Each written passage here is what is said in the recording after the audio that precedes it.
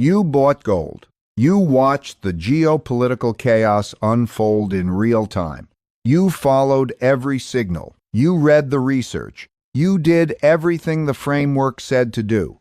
And right now, your gold position is down. Your silver position is down even more. And the bombs are still falling. And central banks are still buying gold at double their historical average. And the national debt just crossed levels that previous generations would have considered science fiction. So let me ask you directly and without any softening. Do you actually understand why that is happening? Not the surface explanation that financial media repeats endlessly, the actual mechanical sequence underneath it. Because if you do not understand the mechanism, you are going to make the single most expensive decision of the next 5 years at exactly the wrong moment. You are going to look at a red number on a screen during the most important setup of your investing lifetime, and you are going to make the wrong call. I have been studying how gold and silver move during geopolitical crises and debt cycle transitions for over 4 decades. What I am about to show you is not an opinion. It is not a prediction. It is a mechanical sequence that has repeated after every major oil shock and geopolitical crisis since 1973, without a single exception. Every single time, without variation. And once you see the mechanism clearly, once you understand exactly why gold does what it does during the early phase of a crisis, you will never be caught off guard by it again. And once you understand what always comes next, the part that almost nobody in financial media is talking about right now, you will understand why I am using the word unthinkable.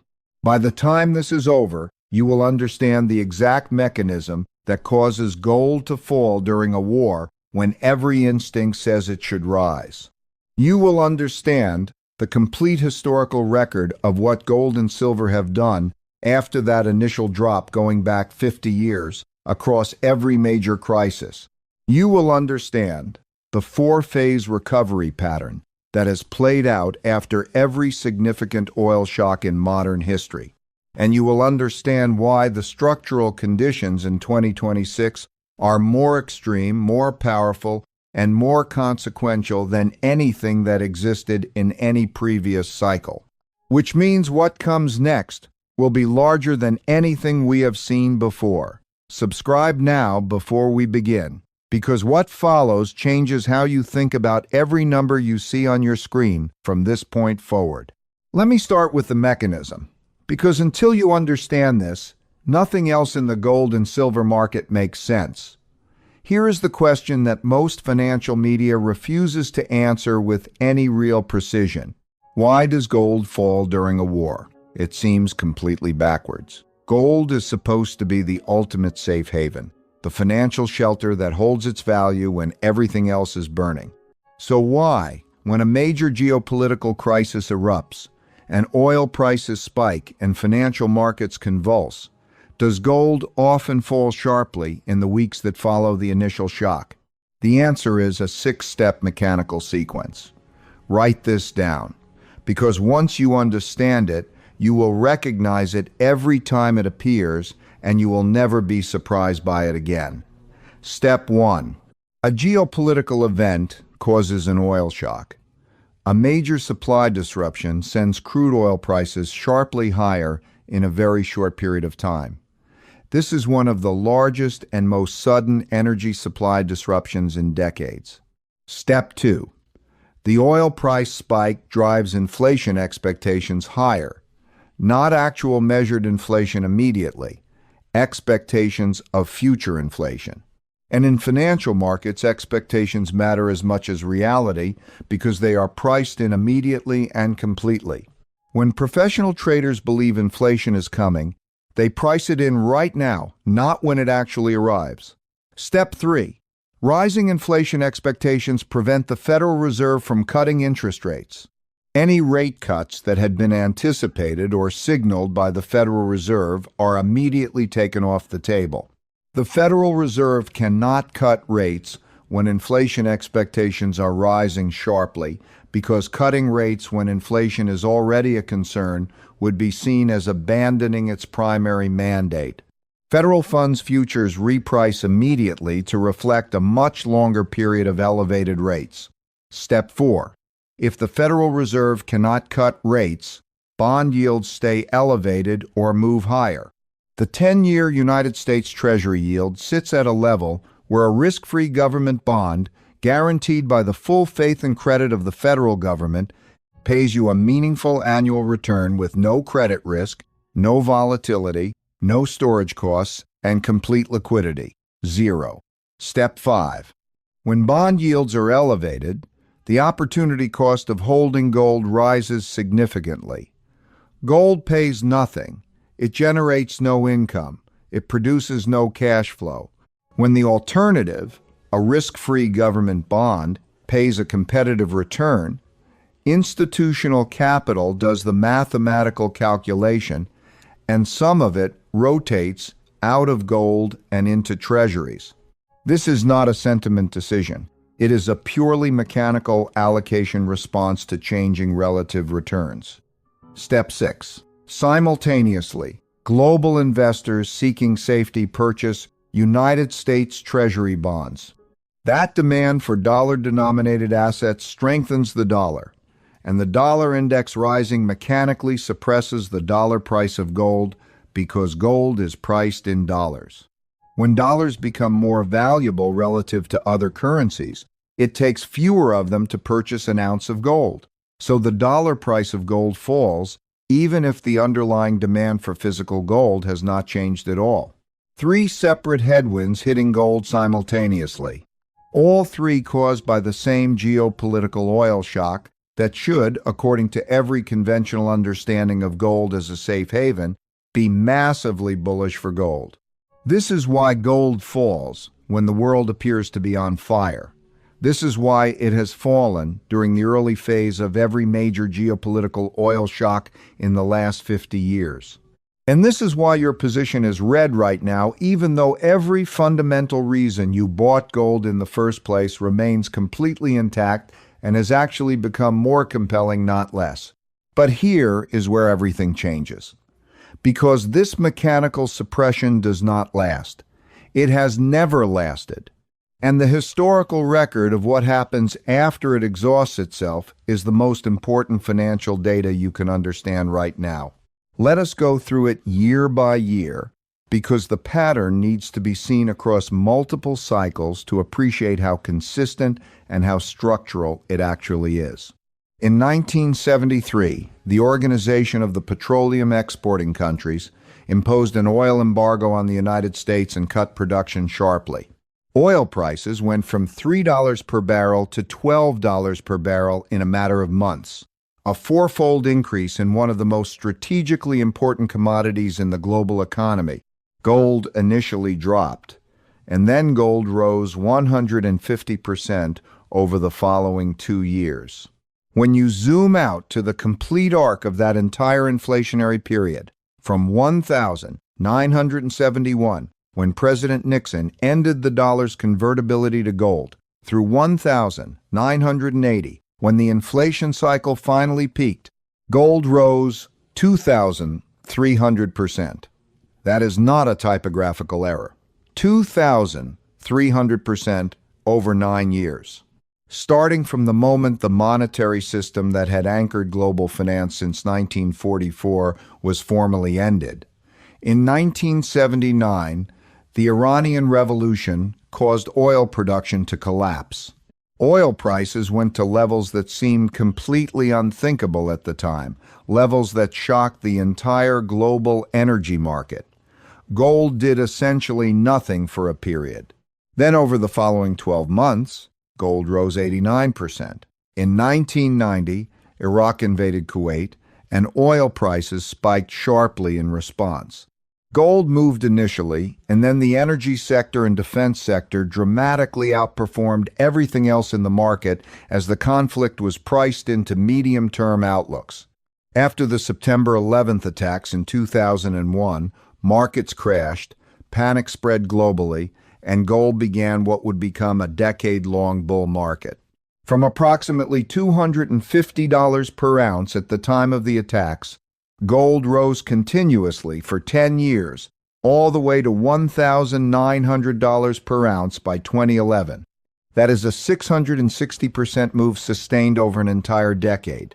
When Russia invaded Ukraine in 2022, gold broke through $2,000 per ounce for the first time in history and set new all-time highs. Every major geopolitical oil shock in the last 50 years, every single one, followed by significant and sustained gold outperformance, not because of luck or coincidence.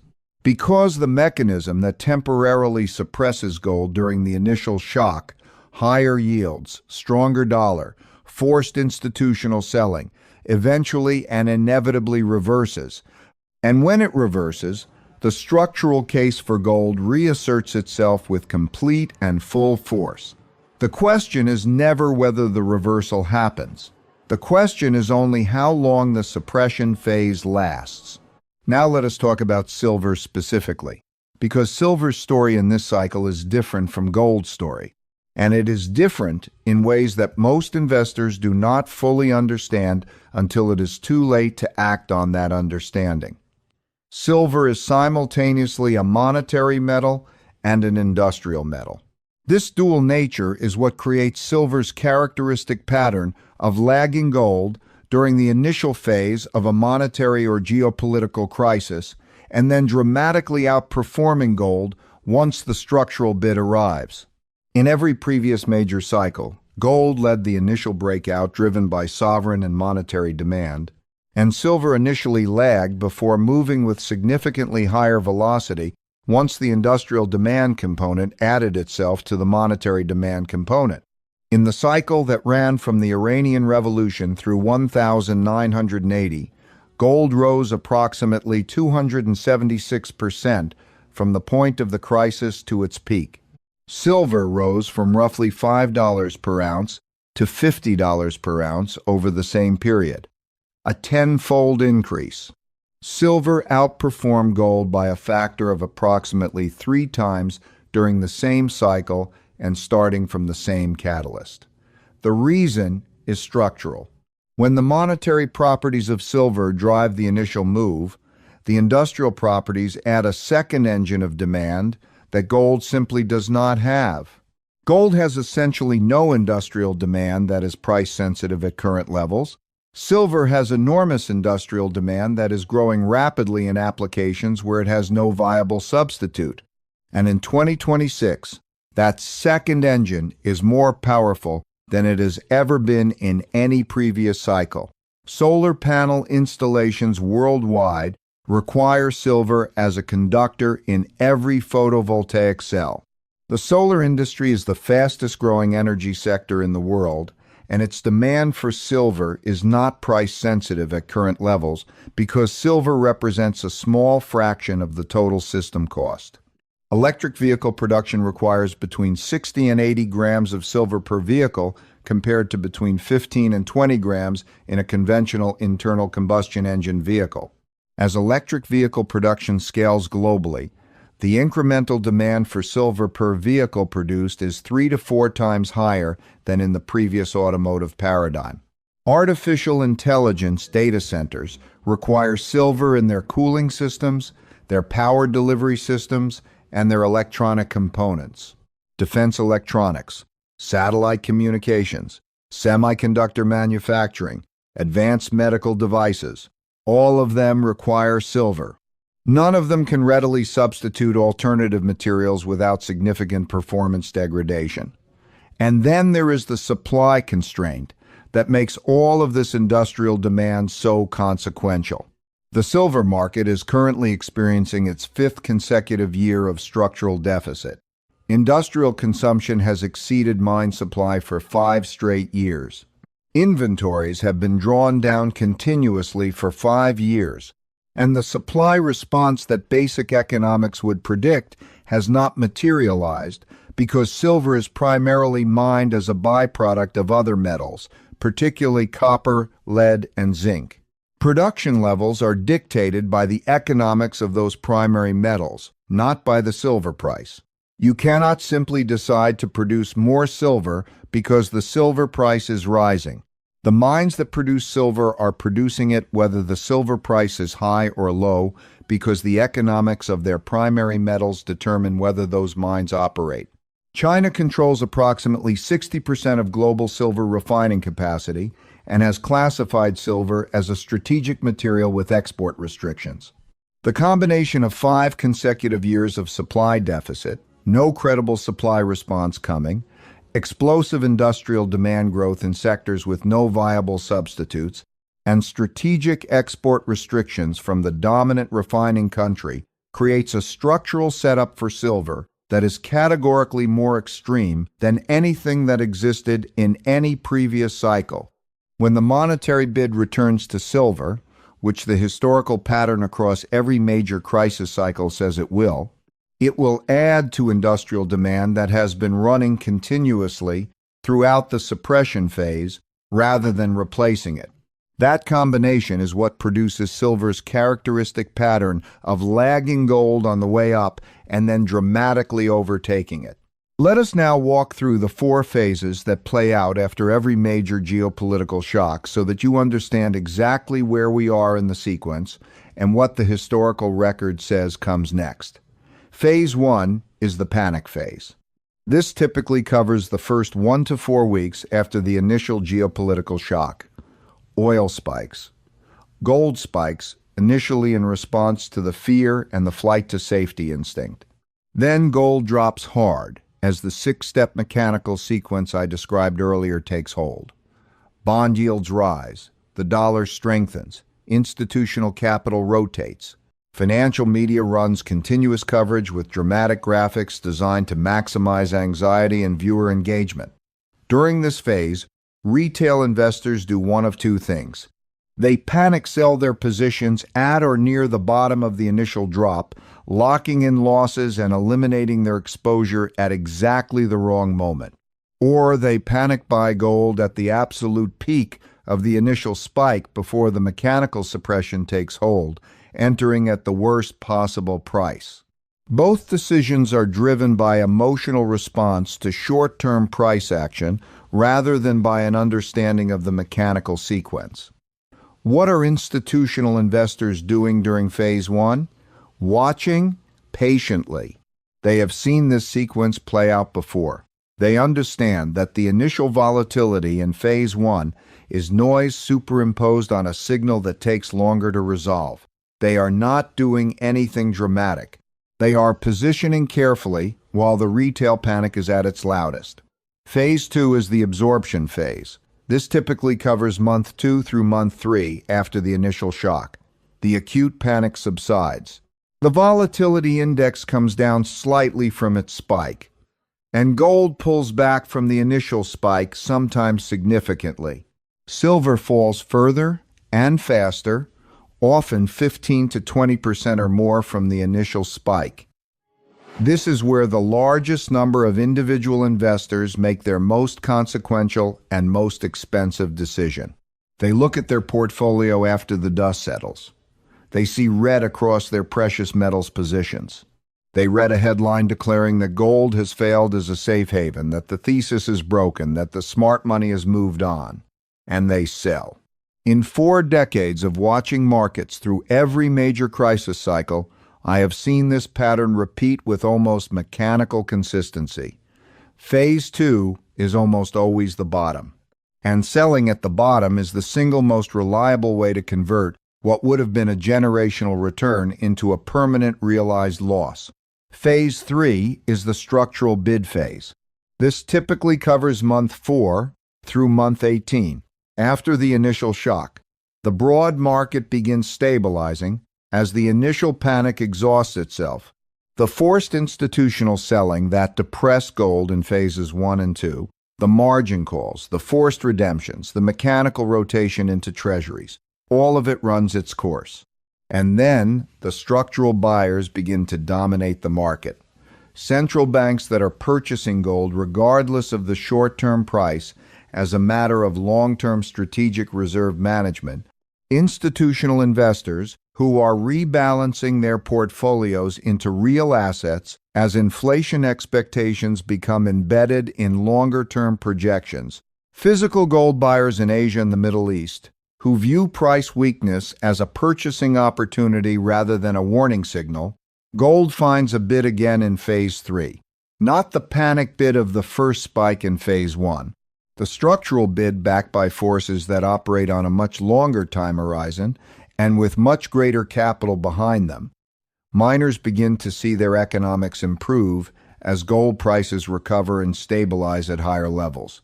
Energy infrastructure assets rally as the oil supply disruption gets priced into medium and longer-term planning, and most retail investors are sitting on the sidelines during this entire phase. Having sold in Phase 2, they are now watching gold make new highs while telling themselves they will wait for the inevitable pullback before re-entering. In many cycles, that pullback never comes at a level below their exit price. Phase 4 is new all-time highs. This typically begins somewhere between month 12 and month 24, after the initial shock, and can extend for 2 to 3 years or longer, depending on how deeply the underlying structural drivers are embedded. This is what the historical record shows, without exception, after every major geopolitical oil shock of the last 50 years. New all-time highs. The mechanism is always the same regardless of the specific details of the triggering crisis. The oil shock embeds inflation into the system. The inflation prevents the Federal Reserve from cutting rates as aggressively as the economy needs. The debt arithmetic of an enormous debt load at sustained elevated interest rates eventually becomes impossible to manage without rate cuts. Rates eventually come down. The dollar weakens as rate differentials narrow.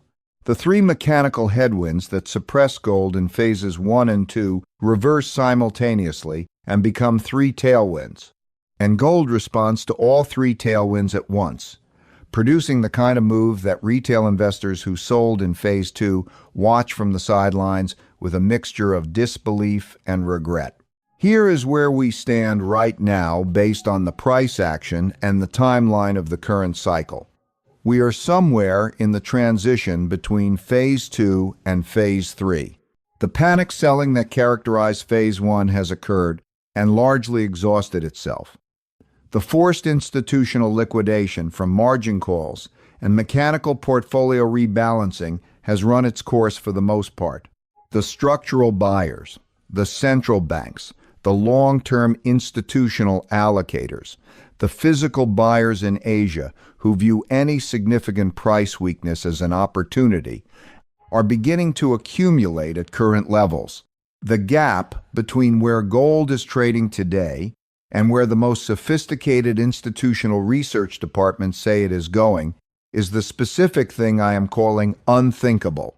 The research departments of the institutions that manage more capital than any other entities on Earth have issued targets that imply a move of 30 to 40% from current levels within the next 6 to 12 months.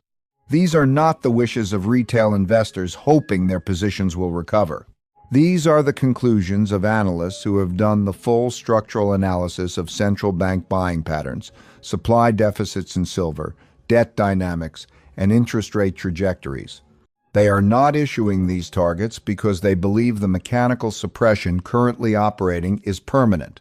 They are issuing them because they believe it is temporary, because every previous cycle shows it is temporary, and because the structural conditions underneath the suppression are more powerful in 2026 than in any previous cycle they have modeled.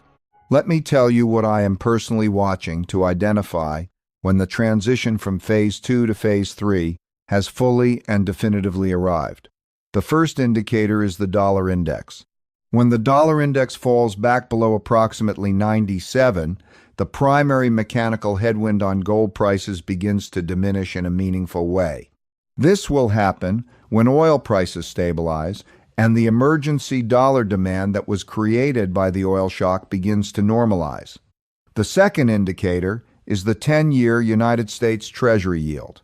When the 10-year yield falls back below 3.5%, the opportunity cost argument against holding gold weakens to the point where institutional rotation back into gold becomes mechanically favorable rather than mechanically unfavorable. This will happen when the Federal Reserve begins cutting rates, which will happen when the arithmetic of the debt load at sustained elevated rates makes continued rate maintenance fiscally impossible. Watch the dollar. Watch the yield. Everything else is noise generated by a financial media ecosystem that benefits from your anxiety and your trading activity, not from your long-term financial success. There are two types of investors watching gold and silver right now. The first type sees a price below the recent high and concludes that the trade is over, that they made a mistake, that the safe haven thesis was wrong. They sell. And 6 months or 12 months from now, when gold is making new all-time highs, they will say they knew they should have held, but they simply could not take the pain of watching the position stay red. The second type sees the same price and thinks about where we are in the four-phase sequence. They think about the structural conditions that are more extreme today than in any previous cycle. They think about the central banks buying 750 tons per year. They think about the 5 consecutive years of silver supply deficit with no supply response coming. They think about the industrial demand that is growing in applications with no viable substitutes. And they accumulate quietly and patiently while the noise is at its absolute loudest. I have watched both types of investors across every major crisis of the last 4 decades. I know which type builds generational wealth, and I know which type watches it happen from the sidelines. The unthinkable move that is coming in gold and silver when Phase 3 fully arrives is not unthinkable because it has never happened before. It has happened after every major oil shock in 50 years. It is unthinkable because the structural conditions underlying it are more extreme than anything I have personally witnessed in 4 decades of watching these markets. More debt than has ever existed. More central bank buying than the gold market has ever seen. More silver deficit than any previous cycle. More industrial demand in applications with no substitutes. More fiscal constraint on the Federal Reserve's ability to respond to inflation with rate increases. All of these forces are aligned in the same direction at the same time. Watch the dollar. Watch the yield. Be patient. And do not let a Phase 2 sell-off cause you to miss the move that every major institution on Earth has already calculated and is already positioning for.